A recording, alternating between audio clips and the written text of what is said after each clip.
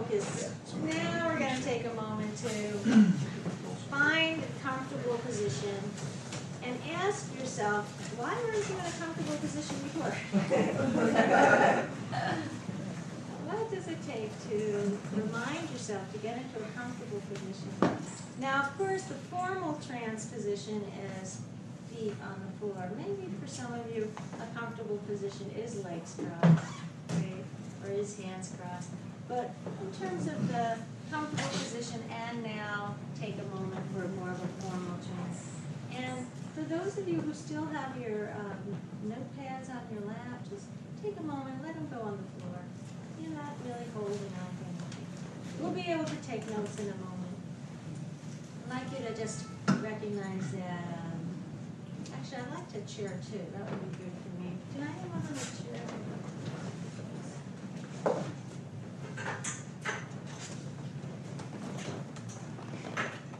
Hey, you watching your head?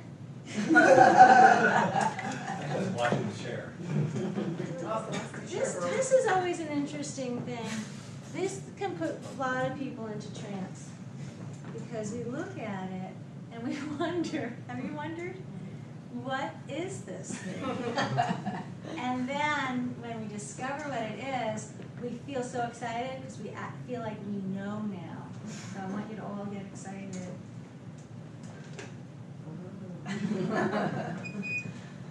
We still don't know what it is. The ha-ha moment. Yeah, it's an aha. And it's a ha-ha-ha too. Okay. Alrighty. Alright.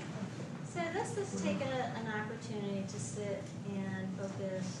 And you can decide if you want to keep your eyes open or closed. But when you do keep them open, this is about a softening eye versus I'm looking at my computer screen eye, right? It's a softer eye. And maybe that means peripheral vision. And it may mean that you can blink a couple of times just to let yourself really notice, how you may be holding your eye muscles. That's right. So just let yourself find that and discover, what the temperature in the room feels like. It may feel warm for some, and just right for others. And recognizing that we've been sitting in the classroom and having a discussion about hypnosis, and so there's all this theoretical information that the conscious mind can take, right? Very linear information, and then this is an opportunity for you to widen your breath, really find the deep, full diaphragmatic breath. Discover for yourself how, big you can make your belly on the inhale. You really want to expand the inhale. And then on the exhale, you really want to let the belly go all the way back to your spine. That's right. And some of you will have different rhythms, so it may be different rhythm than what I'm saying.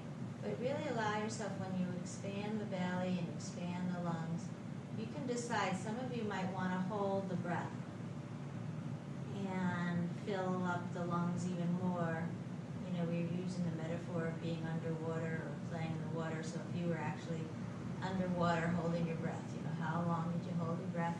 And then there's that time when you just let it go. And you let it go all the way back to your spine.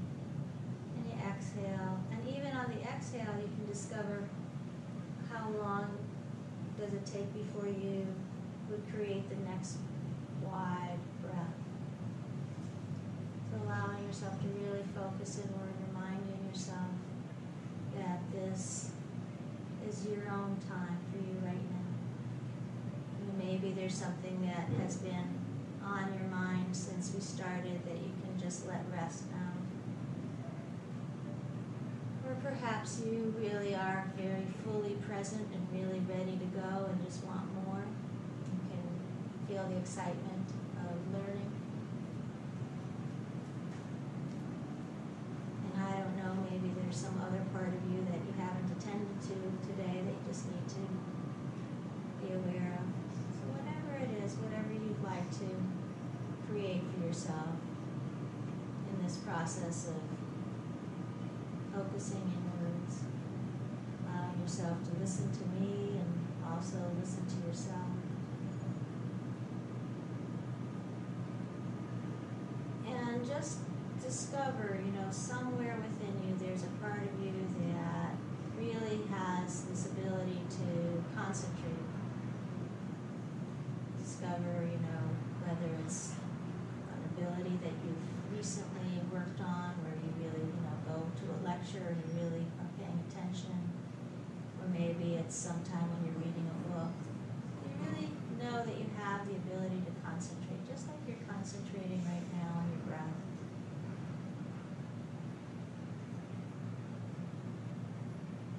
And I'm going to be sharing with you these language patterns, and some of you are going to want to take notes and shift around and take it more as a full conscious learning, and some of you may want to sit as you're sitting right now and just hear the information. However you want to take it is fine. We are going to look at about 9 patterns right now, and there is a level of concentration that would be helpful for you. Just to pay attention, just to know that you've actually been doing all these patterns. This is sort of what's interesting. You've been already in the water, playing around, and now we're labeling it. Now we're saying, oh, that's what it was. So it'll be something that will be comfortable and accessible to you in your new learning. And it's called the Milton Model language patterns. And if you'd like to open up your eyes and get your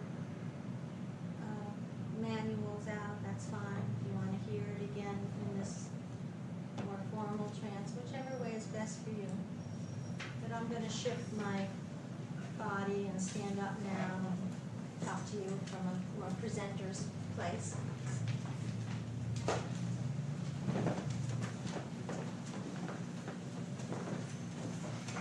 Okay.